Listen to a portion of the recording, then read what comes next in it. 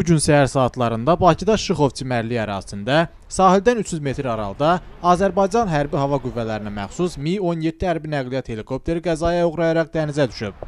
Qəza nəticəsində ekipaj üzvləri kapitan Yaşar Əhmədov, baş leytenant Rüstəm Rüstəmov və leytenant Bəhruz Zeynalov həlak olub. Vertolyotun Qala hərbi aerodromundan Kürdəmir rayonuna uçduğu bildirilir.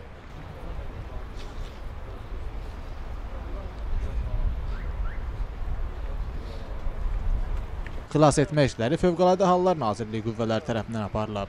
Hərbiçilərin cəsədləri dənizdən çıxarılıb. Nazirlik əməkdaşları jurnalistlərin əraziyə yaxınlaşmasına imkan verməyiblər.